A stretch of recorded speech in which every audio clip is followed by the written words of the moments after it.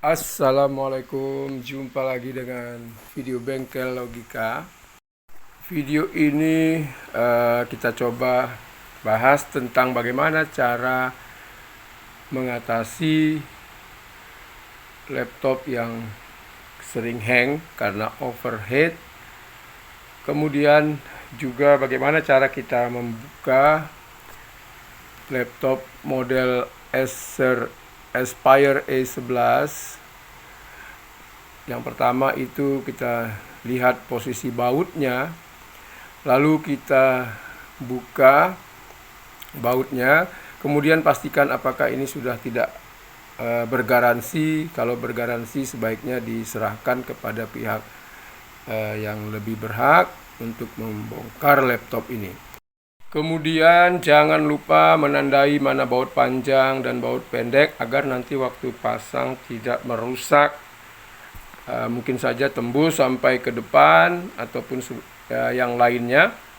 Nah, kemudian kita buka, kita cari celah yang paling mudah, yaitu di bagian-bagian belakang. Nah, jangan sampai kita paksa, kita cari yang paling mudah. Nah, dari situlah kita mulai membukanya dengan cara dicongkel dengan kuku ataupun tool yang menyediakan untuk bisa membuka. Nah, setelah kita buka, kita akan lihat motherboardnya. Nah, ini lumayan bersih motherboardnya. Kalau mau membongkar laptop, langkah pertamanya adalah buka dulu bagian konektor baterai. Beda laptop, beda juga cara membuka konektor baterainya. Nah, di sini kita harus perhatikan posisi dan bentuk soketnya. Ada yang ditarik ke atas, ada yang ditolak ke samping. Supaya kalau dibuka konektor-konektor yang lain tidak menyebabkan short. Lalu kita coba membuka konektor yang lain. Nah, perhatikan juga klipnya, cara membukanya sebelum kita buka. Tidak boleh dibuka dengan cara paksa kalau kita belum paham betul bagaimana cara membukanya. Kita pastikan tadi klip-klipnya. Nah, setelah itu kita buka semuanya satu persatu. Ada yang ditolak, ada yang dibuka klipnya. Nah, kemudian kita buka bagian kabel layar atau LVDS atau kabel pleksi layar. Nah, di sini juga ada beberapa cara, beda laptop beda juga. Ada yang diangkat ke atas, ada yang ditarik. Nah, lihat dulu apakah ada lem, ada yang mengikat, sehingga kita buka dulu lemnya. Nah, di sini karena saya baru pertama buka laptop ini, saya melihat ada lem. Nah, ini kita buka, nanti kita pasang lagi lemnya, kita beri supaya tidak bergerak pada saat kita pasang dan kita gunakan laptopnya. Nah, lalu ini setelah kita buka lem, kita tolak ke belakang. Nah, ini bagian ini harus hati-hati karena kabelnya kecil sekali dan pinnya juga mudah sekali rusak kalau tidak benar pada saat dibongkar ataupun pada saat dipasang. Nah, setelah kita bisa buka, misalnya kita nggak yakin, nah maka kita cari dulu informasinya, cara membukanya mungkin ada di YouTube ataupun di situs-situs lain yang menjelaskan tentang cara bukanya. Daripada nanti pinnya patah, nah kita harus mengganti layarnya atau kabel fleksibelnya jika ada dijual. Setelah kabel fleksibel bisa kita buka, lalu kita coba buka harddisk dengan cara digeser ke samping dengan diangkat sedikit, jangan terlalu banyak mengangkatnya, nanti bisa patah soketnya. Maaf, ada yang lupa. Tadi kita harus buka dulu baut-baut yang terkait dengan apa saja yang untuk motherboard, untuk wirelessnya. Nah, bautnya itu kita buka, ditandai juga baut motherboard dengan baut casing luar. Nah, lalu buka RAM-nya. Nah, caranya kita klip ke samping, buka, lalu angkat RAM-nya. Nah, kita amati pinnya apakah kotor, lalu tipe RAM-nya, supaya kita tahu spek kalau kita nanti mau mengganti RAM-nya. Lalu dibersihkan, gunakan kuas yang bagus. Kalau ini tuh kuasnya kuas biasa. Nah, bagian-bagian IC-nya, kaki-kakinya kita amati apakah ada yang korosi, ada yang terlalu banyak debu, supaya setelah kita kerjakan nanti laptop ini bisa bekerja dengan optimal dan maksimal. Kemudian kita buka heatsink untuk prosesornya. Di sini kita belum tahu apakah ada chipset selain prosesor, misalnya DMA terpisah ataupun VGA, karena motherboard ini adalah sepertinya menggunakan hanya satu chipset prosesor, include semuanya di prosesor itu untuk DMA-nya dan lain-lain. Nah, di sini bautnya kita buka dan ditandai juga, kemudian kita buka. Nah, kita lihat di sini ada pasta yang menggumpal. Artinya laptop ini pernah diservis juga mungkin, tetapi pasta yang digunakan itu terlalu banyak dan melebar ke samping, sehingga mengenai komponen-komponen di situ ada kapasitor. Nah, kalau dilihat memang tidak bermasalah, tetapi pada saat pasta ini menjadi penghantar, maka nanti rangkaian seperti short, karena pasta ini juga bukan 100% non penghantar atau non konduktor. Jadi pada saat kapasitor mendapatkan pasta yang terhubung dengan kapasitor yang lain, maka seolah-olah terjadi penghantar, berubah menjadi suatu impedansi dan nilainya akan bergeser dari spesifikasi yang ada dibuat oleh pabrik. Nah, itu menyebabkan komputer cepat panas ataupun bisa menyebabkan rusaknya komponen-komponen yang berkaitan dengan kerja dari prosesor. Makanya untuk menerima servis-servisan begini kita perlu untuk mengetahui detail cara kerja komponen, kemudian cara membongkar agar tidak merugikan orang lain. Dan ini menurut saya apakah boleh menghantar atau tidak. Nah, itu saya sudah coba tanya ke beberapa literasi, ternyata ya menghantar, apalagi thermal pasta yang kita gunakan itu memang tidak tahu kita persis apa tidak menghantar atau menghantar. Karena kalau thermal yang saya pakai ada tertulis di sini thermal conductivity, thermal impedansi. Nah, jadi daripada bingung, lebih bagus tidak usah kita pasang pasta banyak-banyak. Nah, lalu saya cek RAM-nya, ternyata RAM-nya tadi di situ kita lihat sepertinya punya HP. Kemudian untuk membersihkan pasta tadi kita gunakan cairan alkohol yang memang kadar airnya sedikit, misalnya alkohol 90% alkohol, sisanya adalah air. Nah, itu banyak dijual di toko-toko online supaya tidak menghantar. Mana tahu kita lupa masih ada cairan alkohol, kita nyalakan dan terjadi short circuit. Karena dalam rangkaian elektronik itu yang paling tidak boleh adalah short circuit. Kalau udah short circuit bisa merusak IC, merusak transistor, dan merusak bagian-bagian yang lain yang berkaitan dengan short circuit tadi. Kenapa demikian? Karena pada saat short, tegangan akan drop, sehingga rangkaian untuk pensuplai akan bekerja memaksakan diri untuk menyuplai tegangan agar sesuai. Akhirnya karena tidak mampu dan terbatas kemampuan dari IC yang digunakan untuk suplai tegangan, maka komponen itu panas dan bisa menyebabkan terbakar. Syukur di sini sistem dari prosesor ada auto protect ya, kita bilang ketika panas dia akan berhenti. Kemudian komponen-komponen kecil-kecil lain kita cek ada ya kira-kira masalah, ada yang terhubung singkat atau yang korosi. Lalu kita gunakan pasta untuk kita pasang balik atau repasta. Nah, saya menggunakan pasta, saya juga nggak pasti ini apakah pastanya bagus. Sebetulnya ada yang bagus, tinggal dibaca di online, pasta khusus prosesor.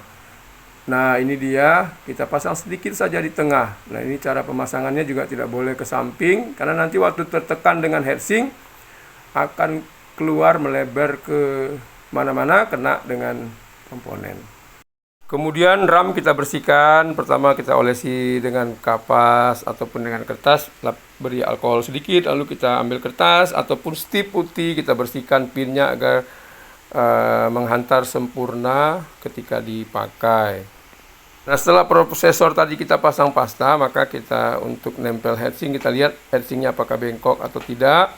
Lalu kita pasang sempurna, jangan bergerak ke kiri ke kanan sesuaikan lubang bautnya. Lalu kita tekan.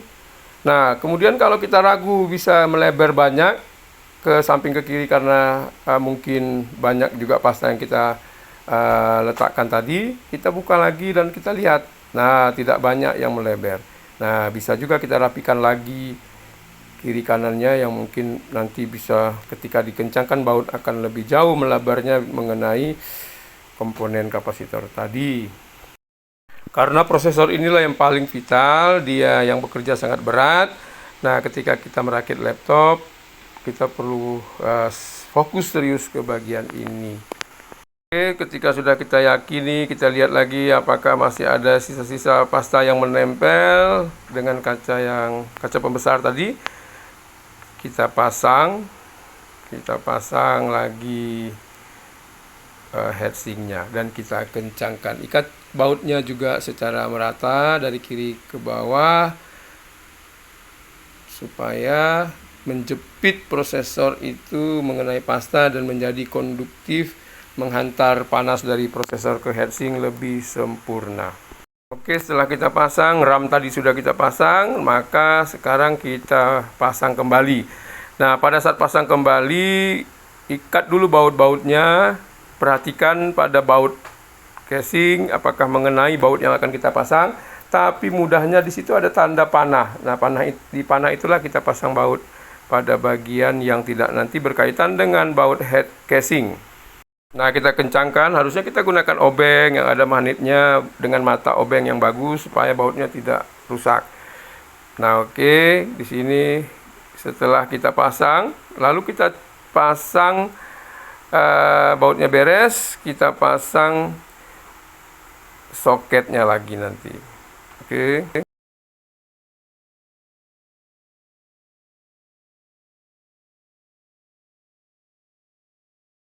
Disinilah guna kita tadi menandai bautnya supaya jangan salah pasang atau terpakai yang panjang ataupun mur yang besar. Kalau ini sepertinya simple saja, bautnya hampir seragam kecuali baut untuk wireless boardnya itu lebih pendek. Nah, kalau banyak variasi bautnya itu yang buat kita pusing dan salah pasang, nanti bautnya dol ataupun tembus sampai ke keyboard.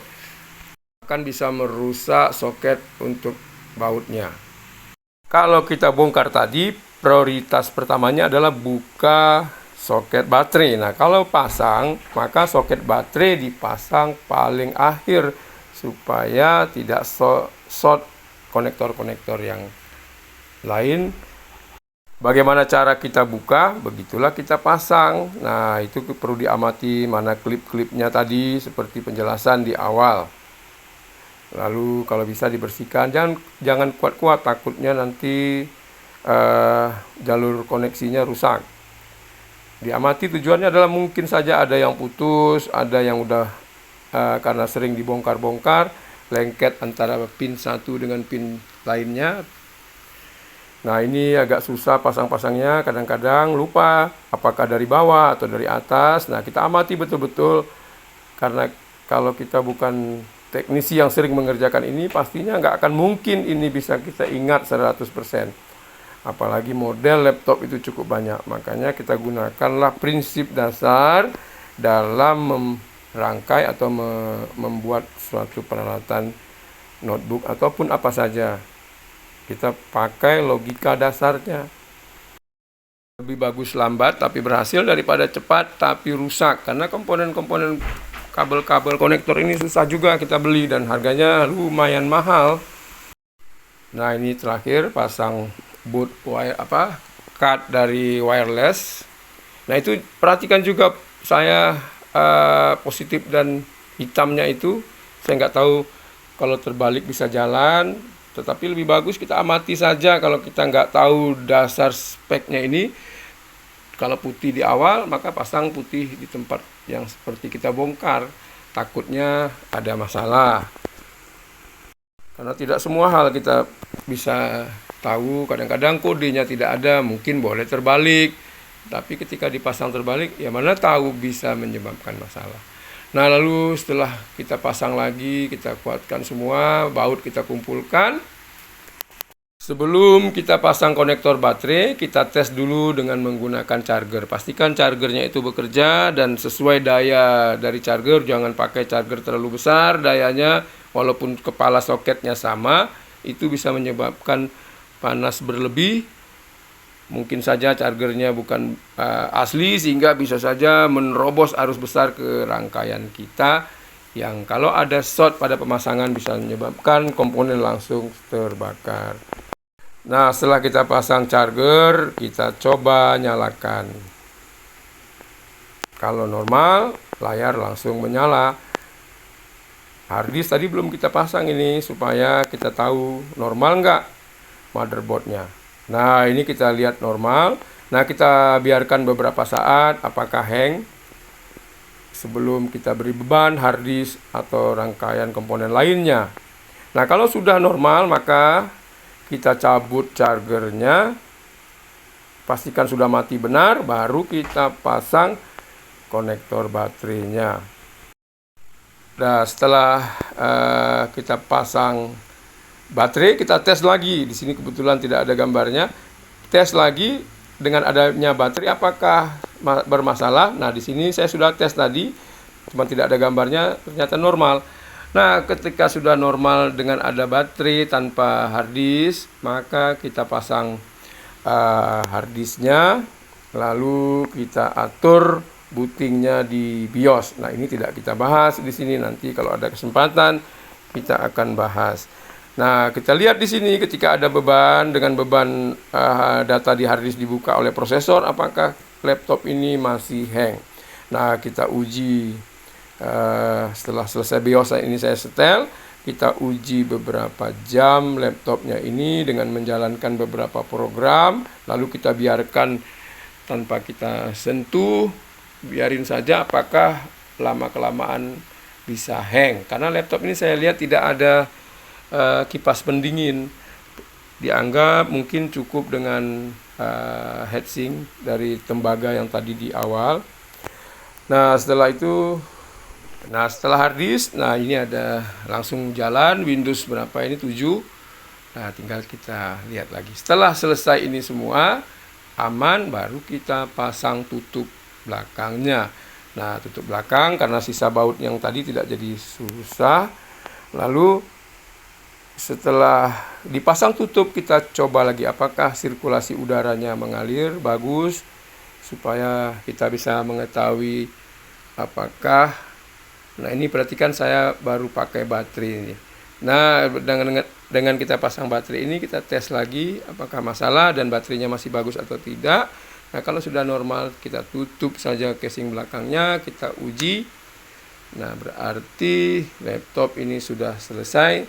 Tinggal kita coba-coba pakai dulu, baru kalau ini barang servis. Nah, ini kebetulan bukan barang servis, barang saya perbaiki barang yang saya beli. Kalau punya servis, tinggal kita kasih balik ke orangnya. Sampaikan apa yang kita kerjakan dan kita hitung berapa biaya jasanya. Demikianlah sedikit informasi dari Bengkel Logika. Semoga bisa membantu buat para pemula yang mau coba belajar merakit atau memperbaiki laptop, khususnya bagian Acer. Dan ini bisa diterapkan ilmunya ke laptop-laptop lain. Assalamualaikum.